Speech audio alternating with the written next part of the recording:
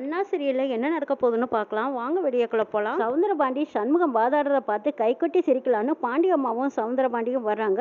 அவங்க தான் முன்னாள் தர்மகர்த்தா அப்படின்னு சொல்லவும் பெருமையாகவும் சந்தோஷமாகவும் ஓடி வந்து முன்னாடி நிற்கிறாங்க சவுந்தரபாண்டி. சவுந்தரபாண்டி கிட்ட முதல் விசாரணையை ஆரம்பிக்கிறேன்னு சொல்றாங்க சண்முகம். என்கிட்ட என்ன விசாரணை பண்ண போறான்? ஐயோ, அதெல்லாம் எனக்கு எதுவும் தெரியாது. இவன் விசாரணைக்கு எனக்கு எந்த சம்மந்தம் இல்லை. இவன் எப்படி வாதாடுறான்னு பார்க்கறதுக்கு தான் நான் வந்தேன்னு சவுந்தரபாண்டி சமாளிக்கிறாங்க.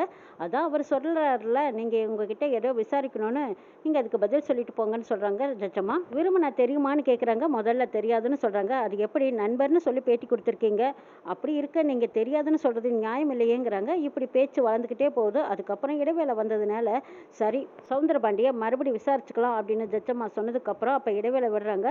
அங்கே சிவனாண்டி கூட்டிகிட்டு போய் சவுந்தரபாண்டியை காய்ச்சி எடுக்கிறாங்க. ஏய்யா, நீ எதுக்குயா வந்த? தாய் உள்ள சொந்த பந்தம் அவங்களெல்லாம் ஜெயிக்க வைக்கணுங்கிறதுக்காக நீ இப்போ இடையில வந்து சேர்ந்தியா? நீ எதுக்காக இப்போ இங்கே வந்த அப்படின்னு சிவனாண்டியும் வைஜெயந்தி சவுந்தரபாண்டியை காய்ச்சி எடுக்கிறாங்க. சவுந்தரபாண்டி சொல்கிறாங்க, ஐயா மேடம், தப்பாக நினச்சிக்காதீங்க. நான் இந்த வெறும்பையை எப்படி வாதாடுறான்னு பார்க்கறதுக்காக தான் நான் வந்தேன். ஆனால் இவன் வந்து என்னை சாட்சி கொண்டில் நிறுத்துவான்னு நான் நினச்சி கூட பார்க்கல. சரி, இனிமேல் என்கிட்ட எந்த கேள்வி கேட்டாலும் அதுக்கு எதுவுமே எனக்கு தெரியாது, இல்லை ஆமான்னு மட்டும் நான் சொல்லிடுறேன். அவ்வளவையே நான் வாயே பேச மாட்டேன், ஊமையாவே நின்னுக்கிறேன் மேடம். நீங்க என்ன நினைச்சு பயப்பட வேண்டாம். நான் இதுக்கப்புறம் எந்த பதிலும் அவனுக்கு சொல்ல போறதில்ல அப்படின்னு சொல்றாங்க. சரி, அதே மாதிரி செய்யுங்க. ஆனா இந்த கேஸ்ல மட்டும் நீங்க சொல்றதுதான் மெயின் பாயிண்டா அவன் வச்சுக்க போறான். நீங்க தான் சரியான ஆதாரமா அவன் கொண்டு வந்து நிறுத்தியிருக்கான். தயவு செய்து நீங்க இப்படியே இங்கிருந்து கிளம்பிடுறது நல்லதுங்கிறாங்க. சரி சார், அவன் என்ன கேட்டாலும் சரி, நான் எதுவுமே பேச மாட்டேன். நான் வாய் பேசாத அமைதியா நின்னுக்கிறேன். சார்ஜ் கட்டுறேன் பாருங்கன்ட்டு போறாங்க சவுந்தரபாண்டி. வெளியில வந்ததுக்கு அப்புறமா பாண்டி அம்மாவும் சவுந்தரபாண்டியும், அக்கா பாட்டியாக்கா, இந்த வெறும்பையை என்னமா தந்திரம் பண்ணி என்னை கூட்டிகிட்டு போய் கோர்ட்டில் நிறுத்திட்டான். ஐயோ, இவன் லேசுப்பட்டவன் கிடையாதுக்கா. இவனை நம்ம வந்தது பெரிய தப்பாக போச்சு. சரி, இப்போ இடைவேளை முடிஞ்சதும் மறுபடியும் கூப்பிடுவானல்ல. நான் எதுவுமே தெரியாது, எனக்கு ஞாபக மறதி அதிகம், நடந்ததெல்லாம் ஒன்றும் தெரியாதுன்னு சொல்லிடுறேன். ஏன் இதுக்கு முன்னாடி ஒரு கேள்வி கேட்டேன்னு அது கூட எனக்கு எதுவுமே தெரியாதுன்னு நான் சொல்லிடுறேங்கிறாங்க. ஆமாண்டா சந்திரம், அப்படி சொல்லி தப்பிச்சு வந்துரு. இந்த பெரும்பையை சமூக வாதாடி ஜெயிச்சிட்டானா நம்மளுக்கு தாண்டா அசிங்கம், கேவலங்கிறாங்க. ஐயா, நீங்கள் ஜட்ஜம்மாவையே ஓட விட்டாலும் ஓட விட்டுருவீங்க, மாற்ற வச்சாலும் மாற்ற வச்சிருவீங்க. அப்பேற்பட்ட ஆளாச்சு நீங்கள். சரியான கில்லாடி தானுங்க ஐயா நீங்க அப்படின்னு சனியன் பாராட்டுறாரு. டேய் சனியாக்கு ஜட்ஜம்மாவை கூட இப்போதைக்கு ஞாபகம் இல்லைன்னு தான் நான் சொல்ல போறேன்டா. அப்படி சொன்னா தான் நம்ம இந்த கேஸ்ல இருந்து வெளியில வர முடியும். இந்த வெறும்பைய திக்கி திணறி தவிக்கிறத நம்ம பார்க்கணுங்கிறாங்க. ஆமாங்க ஐயா, இதுதான் சரின்னுக்கிட்டு இருக்காங்க. இவங்க பேசுறது எல்லாம் அந்த பக்கம் உடன்படி நல்லா வீடியோ எடுத்து வச்சுக்கிறாங்க. மறுபடியும் கோர்ட் ஆரம்பமானதும் சவுந்தரபாண்டி பாண்டியம்மா எல்லாரும் கோர்ட்டுக்குள்ள போறாங்க. அப்ப சவுந்தரபாண்டியை மறுபடியும் கூண்டில் நிறுத்தி சண்முகம் கேள்வி கேட்கறாங்க. நான் அப்படியே கேட்டது உங்களுக்கு ஞாபகம் இருக்குல்ல, வெறுமனே தெரியுமல்ல அப்படின்னு கேட்கும்போது, இல்ல எனக்கு தெரியாதுங்கிறாங்க. என்னது அப்படியா தான் தெரியும்னு சொன்னீங்க, இப்ப தெரியாதுன்னு சொல்றீங்களா அப்படின்னு சண்முகம் கேட்கறாங்க. எனக்கு மறதி அதிகம், வயசாகி போச்சு இல்லையா, ஞாபகம் இருக்கிறது இல்லைங்கிறாங்க சவுந்தரபாண்டி. ஜட்ஜம்மா கேட்கறாங்க, என்ன சவுந்தரபாண்டி, கொஞ்ச நேரத்துக்கு முன்னாடி தான் வெறுமனை தெரியும், அவர் ஒரு நண்பன் அப்படின்னு எல்லாம் சொன்னீங்க, பேட்டி கூட கொடுத்துருக்கீங்க, இப்ப தெரியாதுன்னு எல்லாரும் முன்னாடியும் சொல்லிட்டு இருக்கிறீங்க. கோர்ட்ல இப்படி எல்லாம் பேசுறது தப்புன்னு தெரியாதா? கொஞ்ச நேரத்துக்கு முன்னாடி தெரியும்னு சொன்ன தெரிஞ்சவங்கள தெரியாதுன்னு சொல்லிட்டு இருக்கீங்க, என்ன விளையாடுறீங்களான்னு திட்டுறாங்க. ஐயோ இல்ல மேடம், எனக்கு வயசாகி போச்சு, வயசானாவே இந்த மறதி எல்லாம் வர்றது ஜெகஜம் தானுங்கிறாங்க. சரி, மறதி வந்துருச்சுன்னு சொல்றீங்க, அதுக்கு முன்னாடி ஒரு வீடியோவை நான் போட்டு காட்டுறேன் அப்படிங்கிறாங்க சண்முகம்.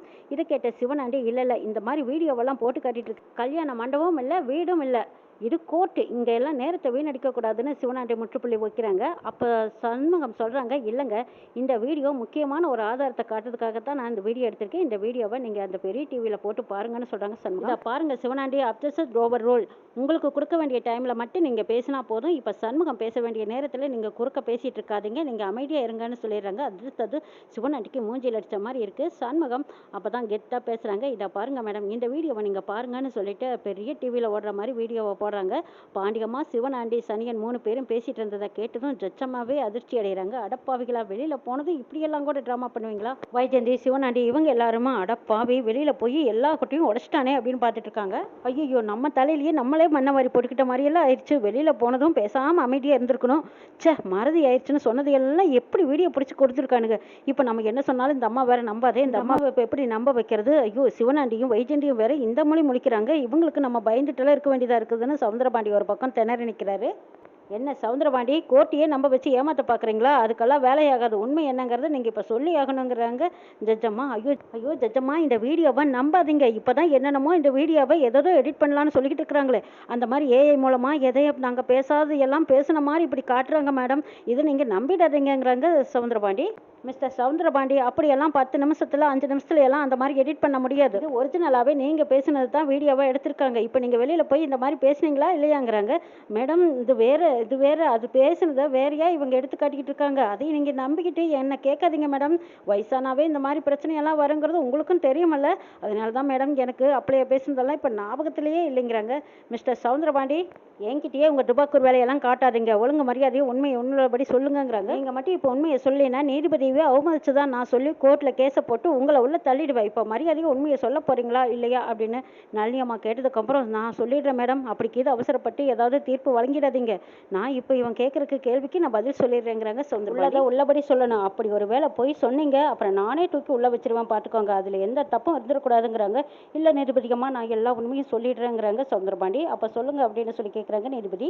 அதாவது வெளிநாட்டுக்காரங்க நம்ம திருச்செந்தூர் முருகனுக்காக வேண்டுதலுக்காக வைரவேல் செஞ்சுட்டு வந்தாங்க.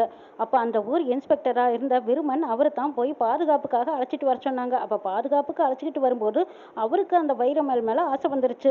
அதனால அந்த வெளிநாட்டுக்காரங்களை கொன்னா தான் அந்த வைரவேல் கிடைக்கும்னு நினச்சி அவங்கள கொலை பண்ண முயற்சி பண்ணான். அந்த நேரத்தில் தான் சண்முகம் அதை பார்த்து அவங்கள காப்பாற்றிட்டு அந்த வைரவேலையும் காப்பாற்றிட்டான். அதுக்கப்புறம் கைப்பிடியாக பிடிபட்டுட்டோமேன்னு நினச்சி விருமன் தனக்குத்தானே சுட்டுக்கிட்டான்னு சொல்கிறாங்க சவுந்தரபாண்டி. சவுந்தரபாண்டி சொன்ன முக்கியமான பாயிண்ட் எல்லாம் எடுத்துக்கிட்டு அடுத்த நாள் தீர்ப்பை ஒட்டி வைக்கிறாங்க நீதிபதி. முத்துப்பாண்டி, வீரா 2 பேரும் கௌதமோட ஃப்ரெண்டு 3 பேர்ட்டையும் அடிச்சு நொறுக்கி தள்ளி கொண்டு வந்து ஸ்டேஷனுக்குள்ள போட்டிருக்காங்க. இவங்களுக்கு பார்க்கறக்காக சண்முகம், பரணி 2 பேரும் வராங்க. சண்முகம் வந்ததும் முத்துப்பாண்டி கிட்ட கேட்குறாங்க, என்ன இவனுங்களா உண்மையை ஒத்துக்கிட்டானுங்களான்னு கேட்குறாங்க. எங்க ஒத்துக்கிட்டான் மச்சான், முதல்ல ஆரம்பத்தில் ஒன்றும் தெரியாதுன்னு சொன்னானுங்க. அடிக்கிற அடியில் அடியை வாங்கினதுக்கு அப்புறம் எல்லா உண்மையை ஒத்துக்கிட்டானுங்கன்னு சொல்றாங்க முத்துப்பாண்டி. ஓ அப்படியா, இது மட்டும் நமக்கு பத்தாதுங்கிறாங்க பரணி. அப்போ என்னல பரணி பண்ணணும் அப்படின்னு கேட்க, கௌதமோட கல்யாணத்துக்கு வந்த ஆதாரம் எல்லாமே இருக்கு, இவங்க மறுத்தாலும் உண்மையை மறைக்க முடியாது இல்லை, ஆதாரம் எல்லாம் தான் நம்ம கையில் இருக்குதில்ல அப்படின்னு பரணி சொல்லவும், அப்போ கௌதமோட ஃப்ரெண்ட்ஸுங்களாம் ஆமாங்க நாங்கள் கல்யாணத்துக்கும் வந்தோங்கிறாங்க. வரலின்னு சொல்லி மறுக்கவும் முடியாதே, அப்போதான் வீடியோவில் எல்லா ஆதாரமும் இருக்கு, நீங்கள் வந்ததுக்கான சாட்சியும் இருக்கு, நீங்கள் இல்லைன்னெல்லாம் சொல்லி எங்ககிட்ட சமாளிக்க முடியாது. சரி, அந்த அன்னைக்கு நடந்தது என்ன அதை சொல்லுங்கன்னு கேட்குறாங்க பரணி. நாங்கள் 3 பேருமே கௌதமோட ஃப்ரெண்டு தான். கௌதம் தான் அந்த அன்னைக்கு சொன்னால் சிவபாலனை கட்டி போட சொன்னான். அதுக்கப்புறம் சிவபாலனை நாங்கள் கடத்திக்கிட்டு போய் ஒரு குடோனில் கட்டி போட்டோம். 3 பேரும் உண்மையை சொல்ல சொல்ல வீராவை பார்க்குறாங்க சிவபாலன். சிவபாலனை பார்த்த வீரா தலை குனிஞ்சு நிற்கிறாங்க. ஐயோ, இது தெரியாமல் நம்ம இவ்வளவு தூரம் இவனை அவமானப்படுத்திட்டோமேன்னு நினைக்கிறாங்க. அப்போ பரணி சொல்கிறாங்க, பாட்டியா வீரா, சிவபாலன் உனக்கு நல்லதான் செஞ்சுருக்கான். ஆனால் இந்த கௌதம் மட்டும் உன் கழுத்தில் தாலி கட்டியிருந்தா உன்னோட நிலைமை என்ன ஆகும் யோசிச்சு பாருங்கிறாங்க. சிவபாலன் எனக்கு நல்லதான் செஞ்சுருக்கான், சிவபாலா என்னை மன்னிச்சிடு அப்படின்னு மன்னிப்பு கேட்குறாங்க வீரா. அதுக்கு முன்னாடி பரணி முத்துப்பாண்டி கிட்ட ஒரு சில வரிகளை எழுதி கொடுக்குறாங்க. அதை பார்த்த முத்துப்பாண்டி, இதே பரணி இதுக்கெல்லாம் இன்னும் நேரம் பத்தாதுங்கிறாங்க.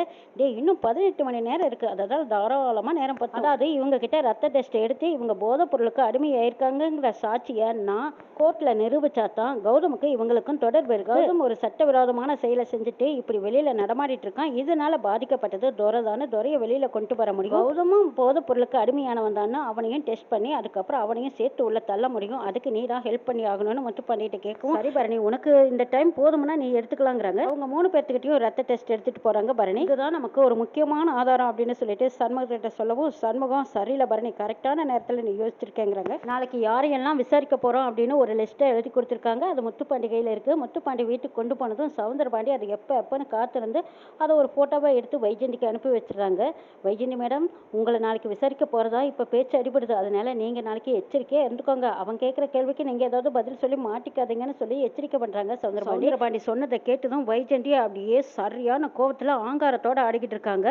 ஒரு மளிகை கடைக்காரன், அதுவும் பொட்டலை மடிக்கிறவ என்ன நிற்க வச்சு கேள்வி கேட்குறேன்னு சொல்கிறான். நான் யாரு, என்னோட அதிகாரம் என்ன, என்னோட பவர் என்னன்னு தெரியாமல் என்கிட்டயே மோதுறானா, விடமாட்டான் அவனை அப்படின்னு சொல்லிட்டு கோவத்தோட அங்கே இருந்த பொருள்கள் எல்லாம் தூக்கி போட்டு உடைச்சிட்டு இருக்காங்க. கௌதம், குரு, பாட்டி இவங்க எல்லாரும் அதிர்ச்சி அடைகிறாங்க. ஐயோ வைஜெயந்தி, உனக்கு என்னாச்சு, ஏமா இப்படி எல்லாம் நடத்துக்கிற, அவன் கேட்குற கேள்விக்கு உனக்கு தெரிஞ்சா சொல்லு, இல்லையா நீ அவனை திசை திருப்பி விட்டுரு, இதை விட்டுட்டு நீ அவனை கண்டு பயப்படுற மாதிரி எல்லாம் இருக்கு அப்படின்னு சொன்னதுக்கப்புறம் சமாதானம் ஆகிறாங்க வைஜெயந்தி. சண்முகம், பரணி, முத்துப்பாண்டி இவங்க எல்லாரும் நீதிபதியை போய் தனியாக பார்க்குறாங்க. மேடம், நாளைக்கு கோர்ட்டில் நாங்கள் வைஜெயந்தியை தான் விசாரிக்கிறதா நாங்கள் சம்மன் அனுப்பியிருக்கோம். ஆனால் நான் விசாரிக்க போகிறது கௌதம், இதை நாங்கள் மாற்றி கேட்டுக்கலாமாங்கிறாங்க. தாராளமாக செய்யலாமே, உங்களுக்கு எந்த சாட்சி வேணுமோ அந்த சாட்சிக்கு ஏற்ற மாதிரி நீங்கள் அவங்கள விசாரணை பண்ணலாம், இதில் எந்த தப்பும் கிடையாதுங்கிறாங்க நீதிபதி. சந்தோஷம் மேடம், நாளைக்கு நாங்கள் வந்து பார்க்குறோன்னு சொல்லிட்டு சண்முகம், பரணி, முத்துப்பாண்டி எல்லாரும் வீட்டுக்கு வந்துடுறாங்க. அடுத்த நாள் கோர்ட்டில் வைஜெயந்தி சரியான ஆங்கரத்தோட போய் நிற்கிறாங்க. சண்முகம் என்ன கூண்டில் ஏற்றி அவன் என்ன விசாரிக்கிறதா, இன்னைக்கு மட்டும் அவன் என்ன விசாரிக்கட்டும், அவனுக்கு எப்படி சரியான பதிலடி கொடுக்க போறேன் பாருன்னு நினைச்சதோட வந்து உட்கார்ந்துருக்காங்க. இதெல்லாம் எதிர்பார்க்காத கௌதம் வைஜெயந்தி கூட வந்திருக்காங்க. கோர்ட்ல வைஜெயந்திக்கு பதிலாக கௌதம் தான் கூப்பிடுறாங்க சண்முகம்.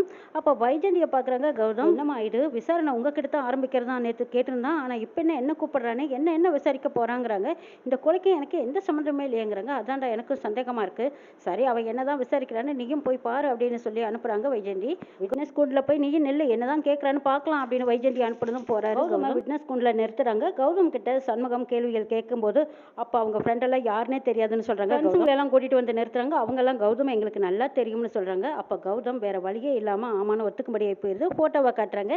இதெல்லாம் நீங்கள் தானே, நீங்கள் எல்லாரும் சேர்ந்து எடுத்த ஃபோட்டோக்கு தானே அப்படின்னு கேட்குறாங்க. சண்முகம் ஆமாங்கிறாரு கௌதம். உங்களுக்கு குடிப்பழக்கம் போதை பழக்கமெல்லாம் இருக்குதான்னு கேட்கும்போது கௌதம் இல்லைங்கிறாங்க. கௌதம் கிட்ட இருக்கிற கெட்ட பழக்கத்தை பூரா தோண்டி எடுத்து சண்முகம் கௌதம் ஒரு குற்றவாளின்னு நிரூபிக்கிறாங்க. இன்னும் என்னெல்லாம் நடக்குது நாளை பார்க்கலாம்.